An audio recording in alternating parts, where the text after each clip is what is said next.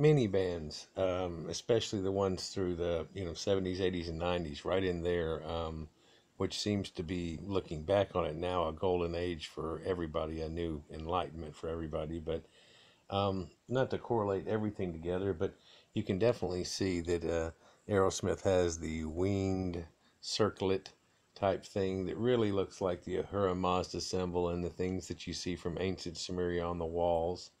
And of course, they were in the album Armageddon. They were in that movie with the song and everything. And, Journey's got a symbol like that very much too. We can look at that here in a minute. But Aerosmith, generally eagle's wings around a circle, Aerosmith, this harkens to being like Cupid's arrows, where he shoots the arrow of love with his songs of love, things like that. And they've been a great band for so long. Let's look at some more. And like we're just saying, Journey, the band, they definitely have this winged disc symbol that goes on. Of course, theirs is a scarab, and you can see it's definitely Egyptian in nature a little bit, showing you that they love that Egyptian mythos type thing that goes with it, and their journey themselves, people's journey to find themselves. Quite often there is this infinity symbol associated with the journey, of course, and this is Earth on its journey.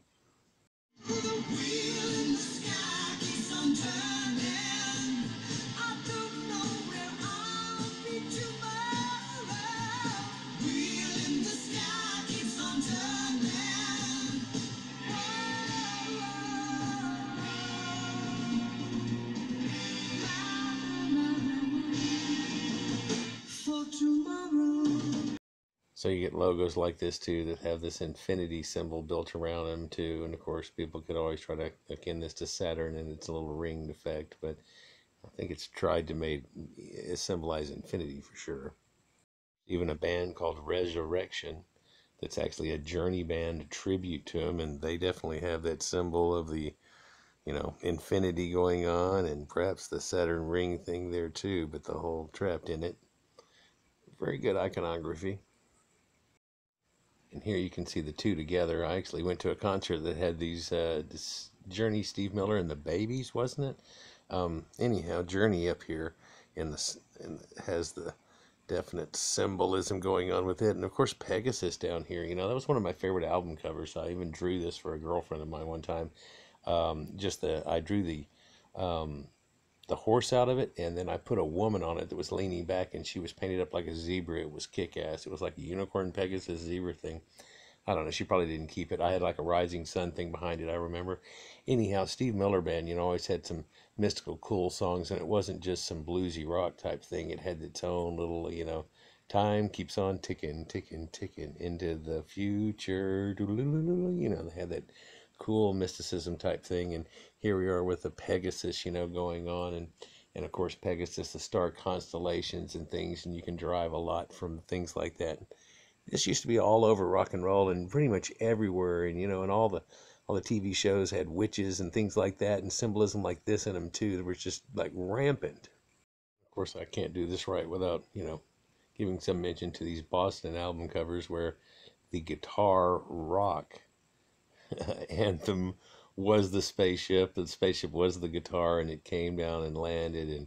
And as you can tell, it even had a whole city up on top of it. It was a city in space, this giant city in space up here. And Boston was coming to your town, with their rock and stuff. And it was just, overwhelming. But it definitely had that iconography there. It had that UFO from space thing going on again.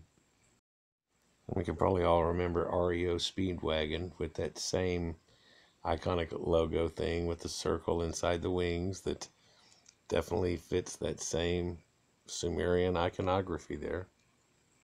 And the famous group Yes, they had that different sound. It was almost like Pink Floyd meets somebody else, but couldn't figure it out. And they always had that otherworldly kind of thing, and their album covers were incredible, if you remember. Van Halen had that definite winged symbol on it. Of course, they took the V and the H off the middle of it and everything, so they made a symbol that looked more like this. So it quite often wrapped around the world, but it was a winged symbol also, something. And of course, there was Led Zeppelin, which they even had their little symbols and stuff for them and everything. Jimmy Page had Zoso, which people said was a devil worshipping Zoroastrian symbol. John Paul Jones had the bass interjection cut through lines, the Vesica Pisces, and John Bonham had the round sounds, of course, the drums that held it all together, the union. And then Robert Plant was the scribe that wrote the songs and had the circle of holding it all together. And so there you had the sacred, Led Zeppelin. And of course, they're real familiar with this, their own type of script, and the swan song emblem, which was very reminiscent of Icarus, the one that went too close to the sun and fell. And people said that all this iconography had to do with why John Bonham died and stuff, and it really had nothing to do with it. He had an alcohol overdose and threw up and inhaled it. Wee-haw, just like Bon Scott from AC/DC and a few other people did. Um, so, yeah, lessons learned hopefully off of all of that. But the incredible iconography here of the late 60s, 70s, and into the 80s before it became vroom. There was, everybody was just edging on this. Some of you might remember Blue Oyster Cult. Just an odd name, Blue Oyster Cult.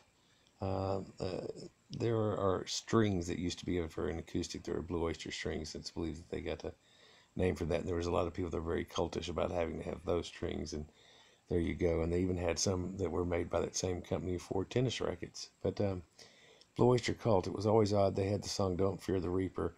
And their symbol was this, which was very much a twisted cross, if you will. But no, it wasn't a swastika or anything. It was more like whether or not Christianity was up, down, upside down. Question mark? You get that? Whether or not Christianity's upside down? Question mark? And of course, there was Rush 2112. So they had this thing of the future with what would happen in the year 2112, and songs about it and things too. Their drummer's quite deep of a writer about things like that, and um, just strange, cool songs that are all mixed in there, other than their Tom Sawyer hits that everybody's familiar with. But they always had that circle and a pentagram symbol situation. Used to be on his drum sets, lit up on his bass drums. Um, you know, um, and none of these guys are devil worshippers at all. What I'm talking about, I'm just showing you the symbolism they're running with.